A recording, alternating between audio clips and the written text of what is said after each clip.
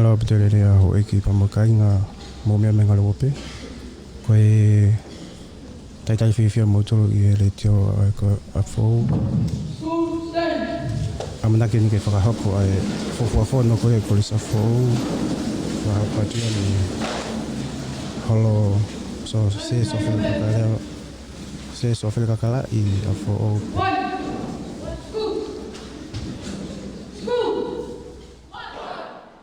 Attention!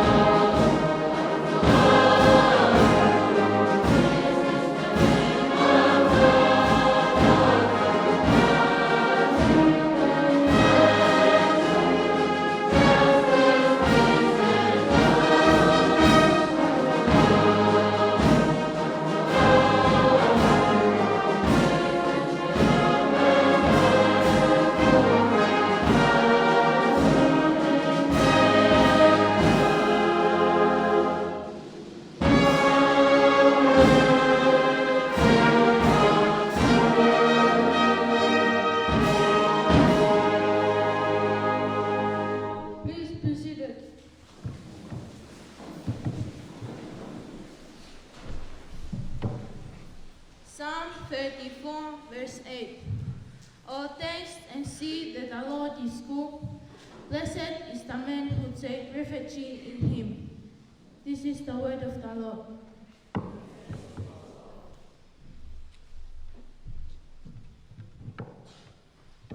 Let's begin with God this academic year 2021. Principal, staff, students, this morning we would like to remind and to encourage us about this new year to start with God.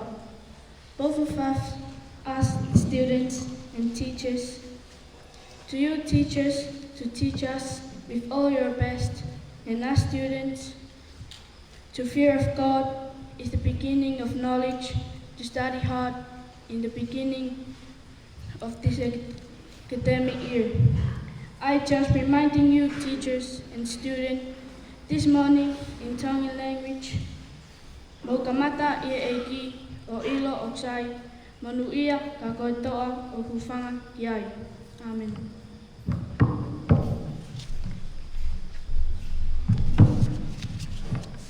Almighty God, as we begin the school year, we ask for your blessing on all who work and study here. Open our minds as we learn about the glory of your creation. Grant us courage as we accept new challenges and help us to play our part in shaping this school. We give thanks for the opportunities that lie before us, the principal, deputies, staff, and parents for their help and support. Send your Spirit upon us and fill us with your wisdom and blessing. We ask these through Christ our Lord. Most Sacred Heart of Jesus, Saint Joseph, Saint Mary, Saint Peter Chanel. In the name of the Father, and the Son, and the Holy Spirit. Let us now welcome our Principal, Father Guasmanu, to address our assembly for this morning.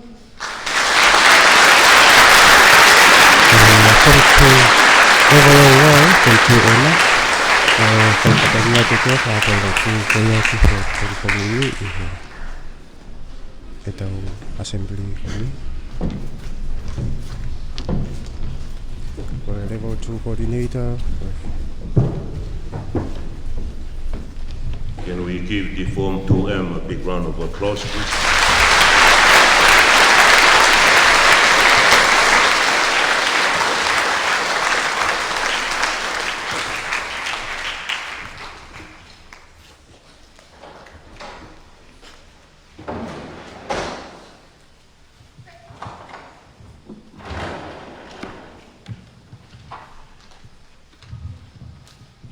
I'd like to thank the Level 2 coordinator,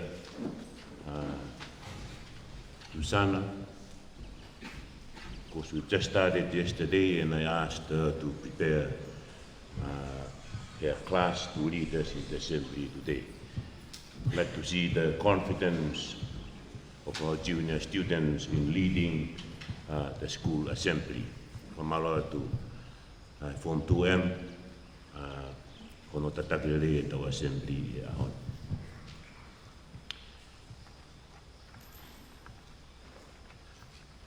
Good morning, staff and students. Good morning, I warmly and officially welcome us back to begin this new academic year 2021. Yesterday was just a briefing for all of us, but as you all know our program, every Tuesday of every week we have our weekly and our school assembly. Whapeke kamata ki ai ahoni mono taitari whiawhia, mo tore kau whai ako, whanau ako, na tolo ku nau hene pe he tau ko osi, our senior students. Tatau te whito e tatarere goni ka te kinau tolu e Form 1, Level 1 students. Pa koe bepa mo whahinga hū mai me ngahi ape koke. Taitari whiawhia tatarere pa mo taitari maa whana ki mo tolu ke ahon. Ane awhi, na ke au he tokolahi koe ni, ahoni, mahino be oku keilere be tau lesi sita.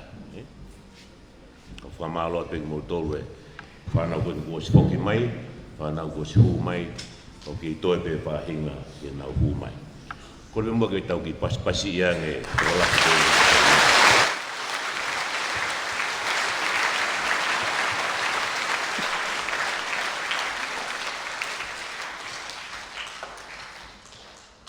Mo mea me pe kau whai ako me whanau wako. Ko ai whia, e whakahoko hene whiahui koe ne kawa aido. Kanau kore pe ka se fose e lui, ke re kōdi pe tau hiwa tōko ni na leo ngeu kua tau pāri. Ko koe ni kua se whafofa e holo kono teu teu, ko ngā ki he whiahui koe ni o whahoko anai. As usual, at the beginning of academic year, we normally present and introduce the members of the faculty. Anga mai ni pe ka matanga tau, ko hono whawhilo aku, mo hono whakahoko ate kau whai aku, ai kōrisi ki he tau.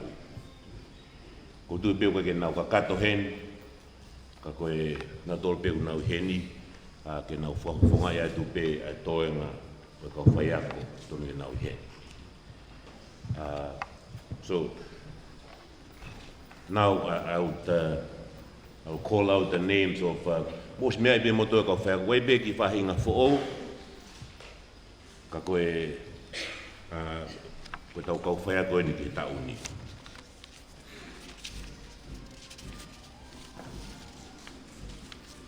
may I ask the teachers, as I call out your name and your role or your post, can you make your way to the front?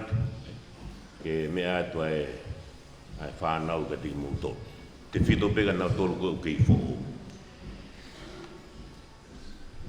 Our two deputy principals, ko e tokoni pure ako, kei tu mau pe deputy principal curriculum, tahani une tokoni pure ako, kune tongai tawhaki ki he ako, whito pe ke tau ngahi rea soni, ki he silapa, mo ngahi mea kehepe. O ke hoko atu pe ai atu kau ngā taurua, ki paspasi ai ngā taurua.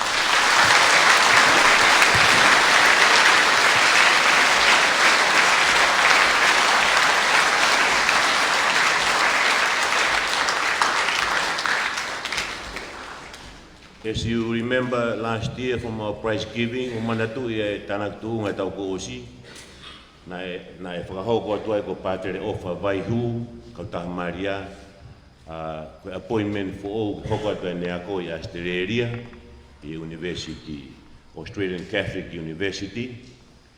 Ka koe hunga pe koe kei whatapu-tapu me COVID-19, the closure of borders and restrictions of COVID-19. Whamalo peo ke tari pe patere ofa ke hoko atu pe whaiako, ki whaiako pe ofa, pe tai tari pe ka pau e awa e pōta, talawa ke wholawatu a patere ki Australia ki hoko atu e ako. Unga tu nau stata aula ofa e tau ko osi, tau tanak tuunga, ka konu te tata alo pe to e whoki mai pe. Kage, whamalo pe ka ofa ne loto maulau, i paspasi ang pe patere ofa. Nene pe ofa kubo.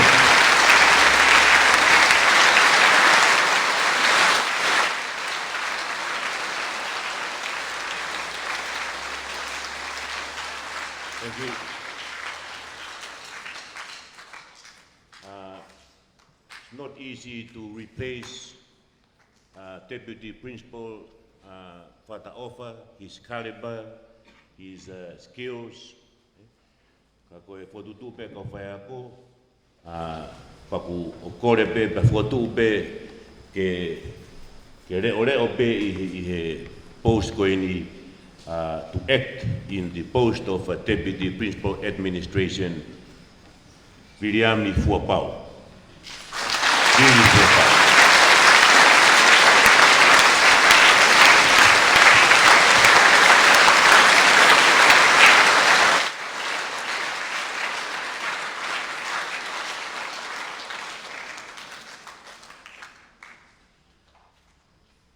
Kune toi tui pe,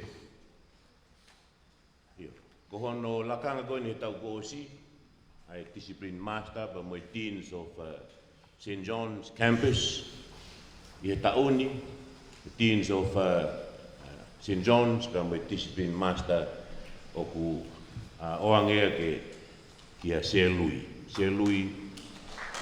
Pepe.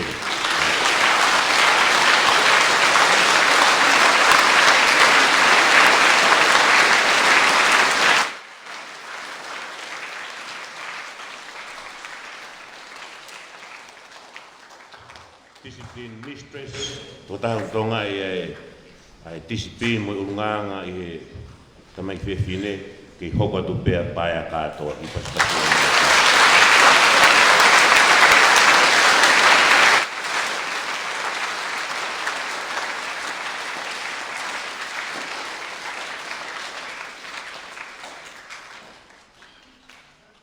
E te hoko pea Se Lui koe deans of St. John's campus, koe deans of St. Mary's, ko whamalo heni ki a Sister Cecilia Alamoti, whimaanga ne taukei ki hiki mai ki he senior, e level coordinator Sister Cecilia i he level 6, the homeroom teacher i he form 6M. Ki paspasi era Sister.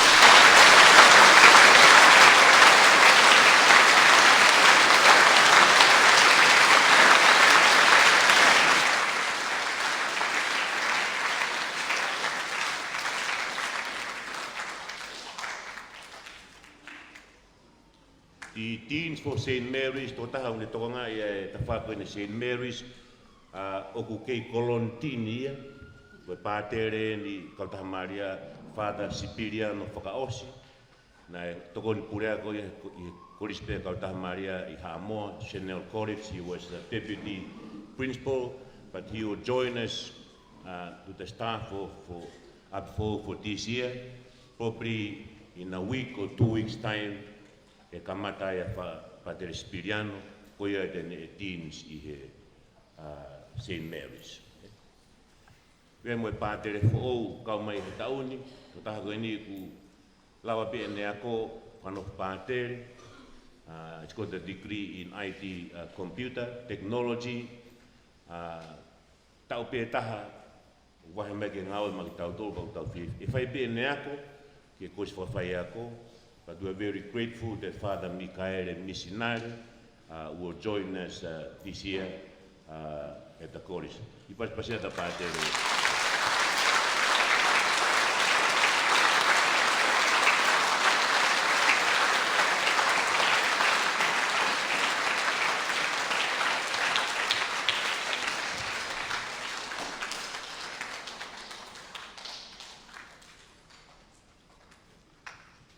Okay.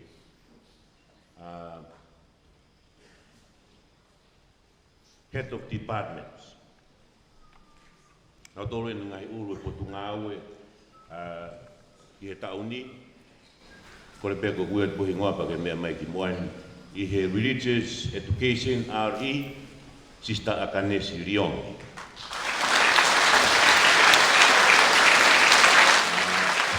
Leadership.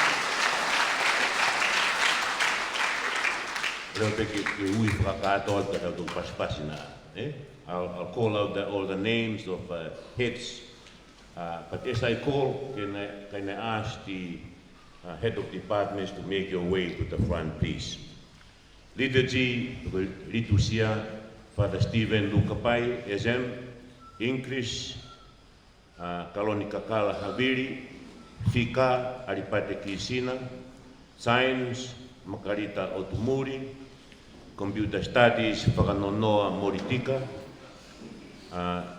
Geography, History, Mere Cecilia Reacona, Commercial Studies, Viliami Poese, Resoni Tonga, pe me tala whakafonua, te whakapeki a Vika, Mateki Tonga, Home Economics, Mareta Pulotu, Industrial Arts, Paulo Tonga, Educational Science, Master Chokini Sivo,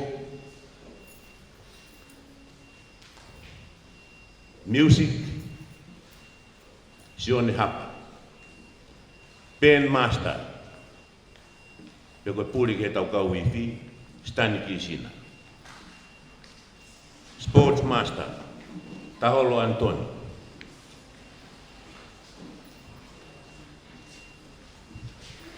Properties Management, Viliami Havili,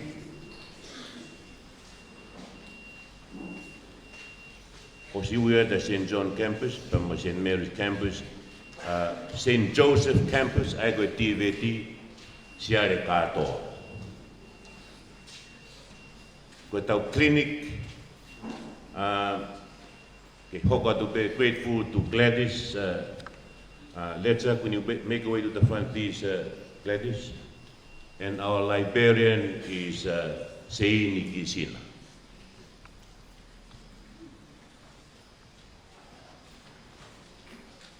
Can you please put a big round of applause to our head of department?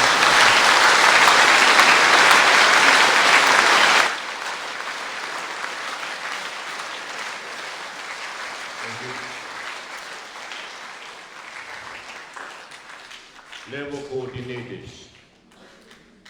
Korepe, Kopuya Peho Hingoa, start from the level coordinator of each level and your associated teachers, and make your way to the front, please. Level 1, level coordinator, Mrs. Jessica Mori.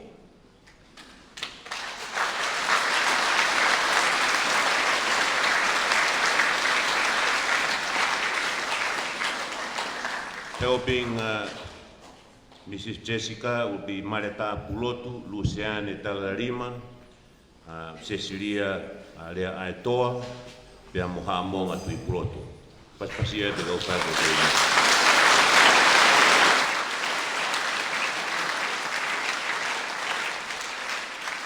Level 2, Level Coordinator, Susana Masima.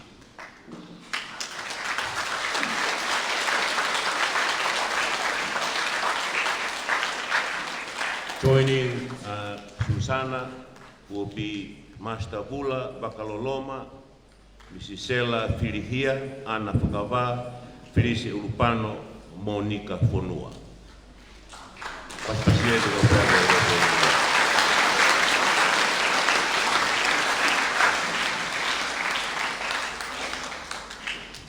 Level 3, Level Honotolu, Level Coordinator, Mrs. Ilaisane Paretua.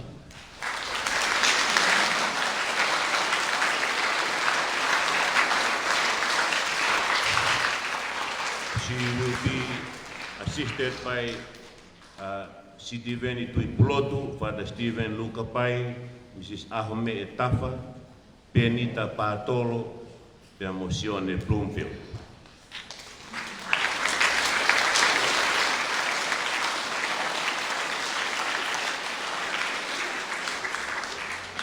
Level 5, Level 4, Level Coordinator, Listazione Vetua.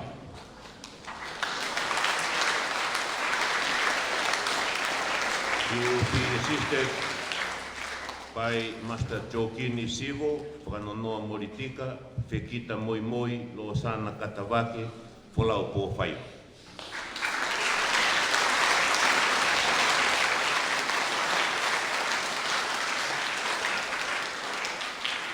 Level 5, Level Coordinator, Mr. Paulo Tonga.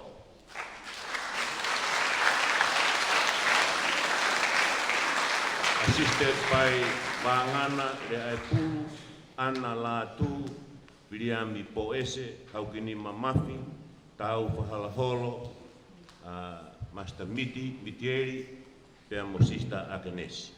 Paspasi mega level.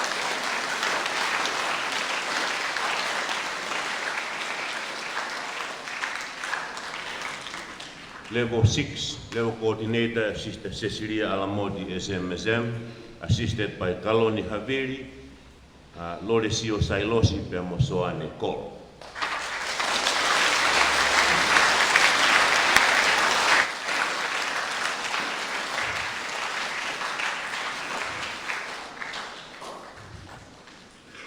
Kia TVT,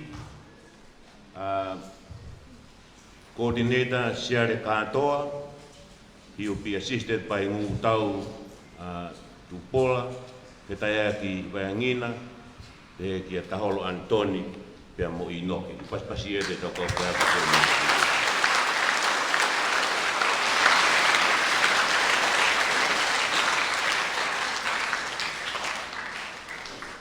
Toa ngai ni tau whai ako, Fololeni Fatai, Vika Matekitonga, Makarita Otumuri, Paia Katoa, Matani Singa, Kaifoto, Nasareti Tausinga, Karakua mea mai ki moani katak. Whakalanu tahi, Vai Ufia Takau, Pisila Urupano, Viliami Afeaki, Daniela Kapeta, Risia de Telefoni, Soane Fuapau, Sosifate Pea Wafu. Maria Siare, Katake tonga kau whai ako mo mea beki moani.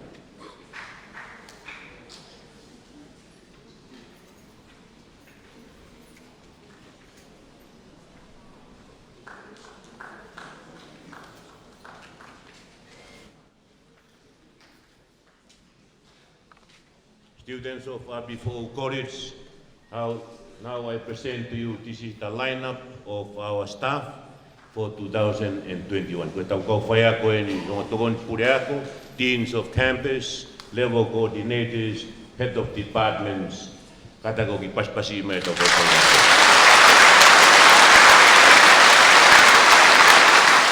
Terima kasih.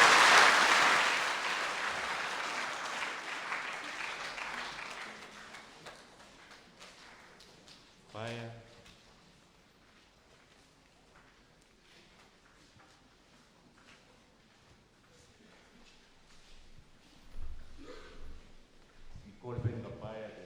Don't you feel it?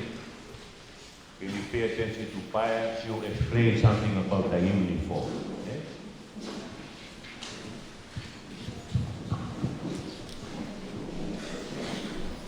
How big in one?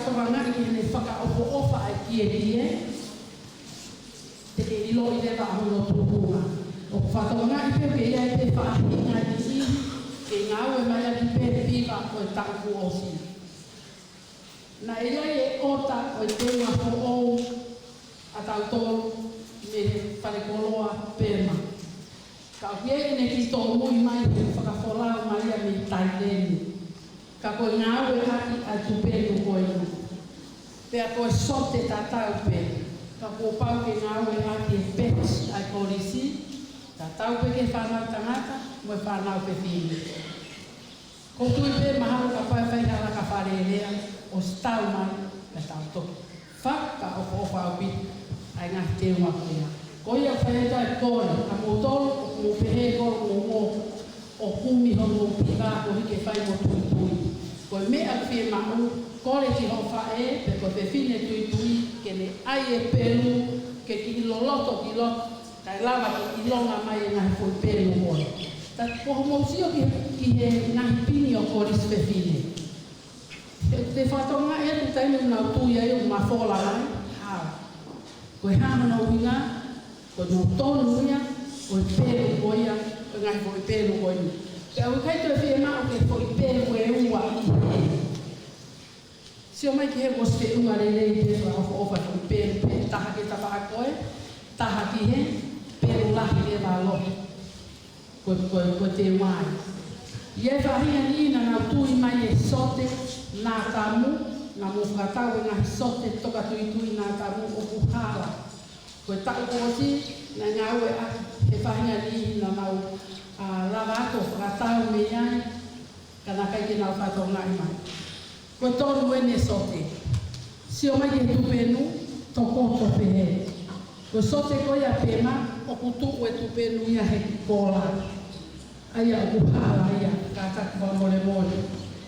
Ka pau ko koe na ke alo o mai o tupenu, lava ki pēma, koe tupenu to tonu ia o sote. Koe e taimeni i, o ku whārahi ngā strike pia li. Aia koe kore a ko ka motoru whanau te whine, koe tau tonu pēra ka mata, koe tau kohoko a kia e tau tonu, koe tau te umāko.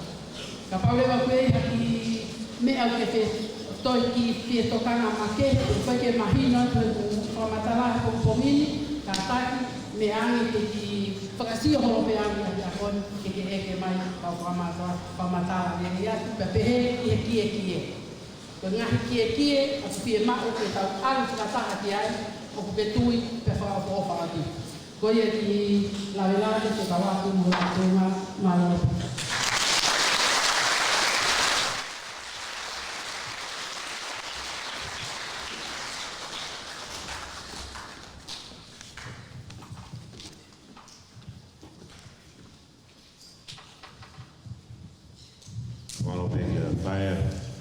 Ono tēnei peke mahino atu, ai tau te ngā ko ke māwang. Koe tamai tātā, mahino peho mou te unga. Koe tupenu koe ki whemau ke toi o vai ko i he ate i wae. Koe lolo ai au ku pako pema. Tēnā ngāhe mai tau te unga, ko kore pemua ke mou tau peki ai. Koe tau wala koe tamai tātā, kata whamore pēna e mātua na kore mai pe e lawa mua ke whaongai ai tau wala ai koe ni me he siaina. Kata ki pe oku ikai. Ki tau wala lo keha pe. O ki whafofa ange pe, pe a māu ange pe, pe a maa ange pe ai lo keha ki tau wala. Kata whamore pe, pe a moe lo loa o tau wala, Kosi whamatala tu pe i toki tūtūni. So, why are we doing this? Saying to the boys and the girls, we need uniformity. Koe whaerea ke māwang, whawhofanga tau te unga. Koe ngahi pets koe e o mai e pēmā, ki polosi ko pe e pets koe o ko tue whaatue kau whai ako. Kono hai ane I peo, you just iron it and paste it. I sote koe tatau pe tamai whine pa moe tamai tāta. Eko ne māo mai pe umea koea, pe a kore pe ku pau pe ke tau ngau ea. May also request the sandals koe sentolo, tamai pe mi whakoa pe mā o kunau mao pe pa me sentolo le rei I e korisi. So, I'll ask you please, if we get all these items right at the beginning of the year, koe tau mao pe kamata ko ilo e te whaopofa e pe hoko atu au ki e osi e tau.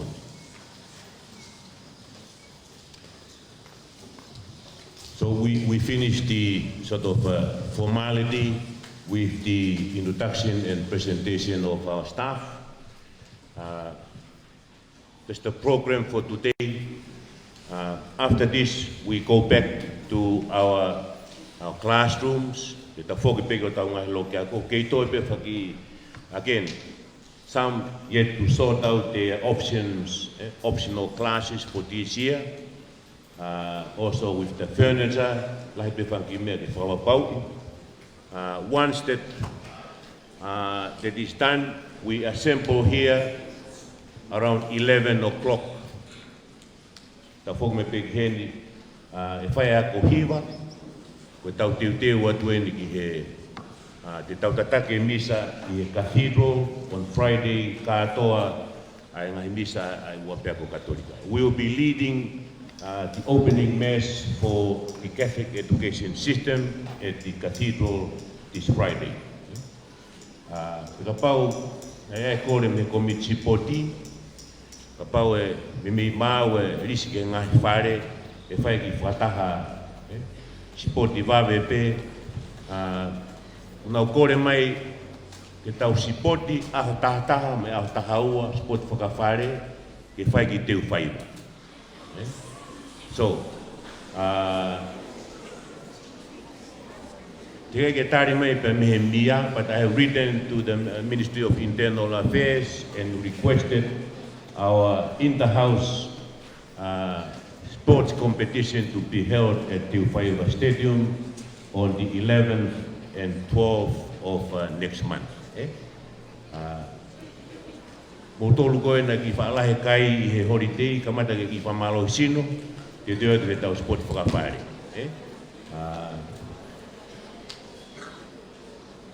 Finally, whakao sipe, ki toka mai katak, tau me osi katau ki mātu atu ki.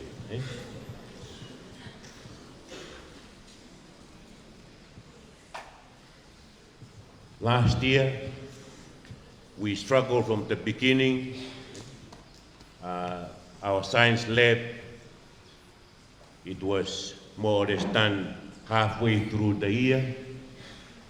Our damaged classrooms, they were all constructed and reconstructed right at the end of the year.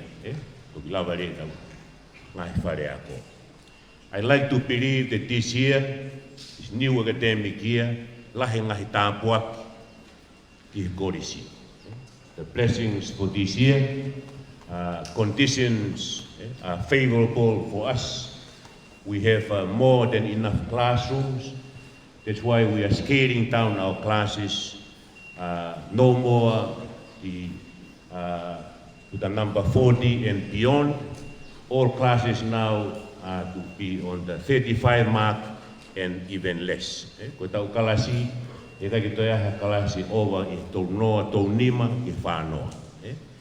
We'll scale down our classes. Even some class, they may have 20 or 25. They will have better learning quality and environment. Sayang e ko ki mai tāpua kia ki tauni, osi ngai wharea koe nei mau, to e whaafōwhaange, ki e marenga whai a koe ne ki tosi iang, ki e sayang e ahono a koe ki motoro e whanau. Form 5 and Form 6, Form 7, the results of our exams last year, not much improvement. Kake whaalaka whewhe tau siwe tau kōsi. For me personally, we worked harder last year, but the results did not sort of match up to our expectation.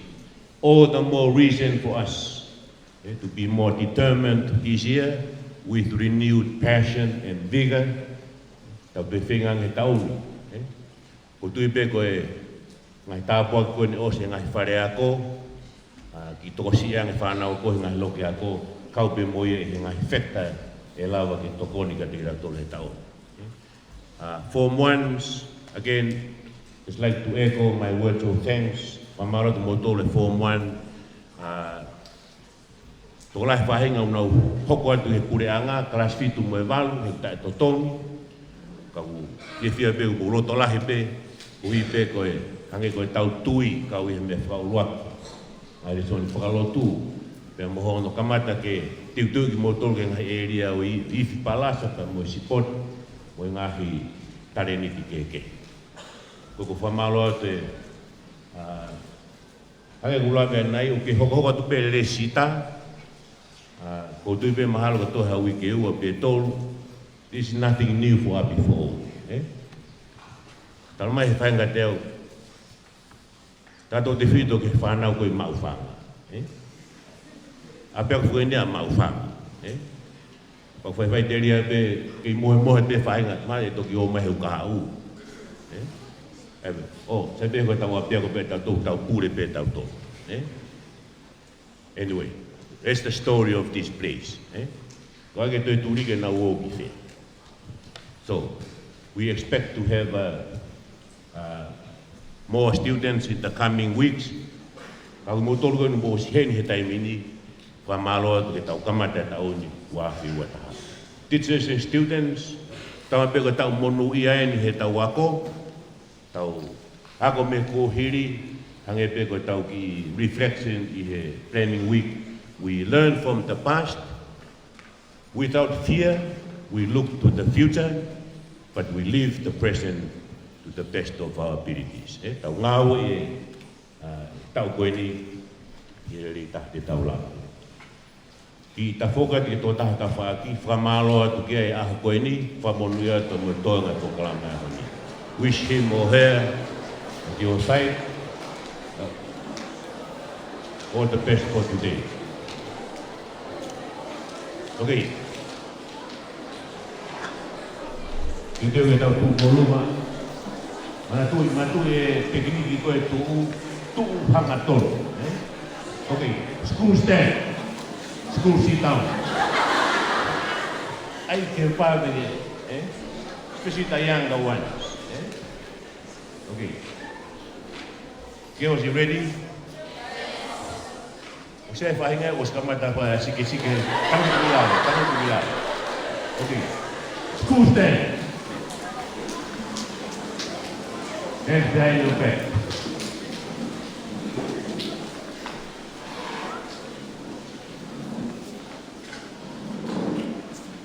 Kailangan gawin may kawangan. School! Not yet. As you were. Hands behind the back. School! Attention.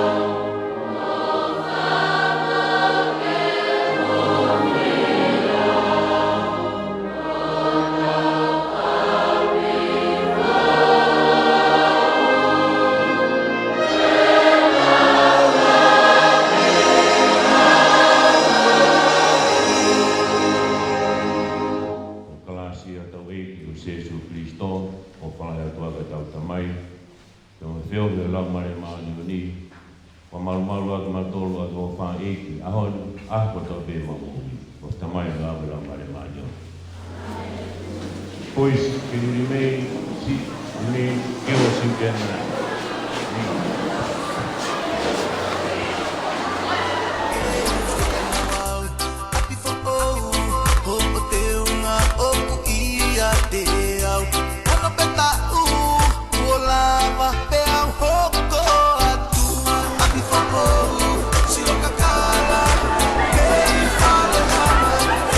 Kamala tu motor kan, mana tu yang berada di sana. Kalau tu apa tu? lava kakatunya ang kaya sa hasapin ufofon na o wala na kahang kita pa ko ya kung sa kita wadin na kakatunya bawa kakal kanya ko sa kituah papasin ka ng ito dito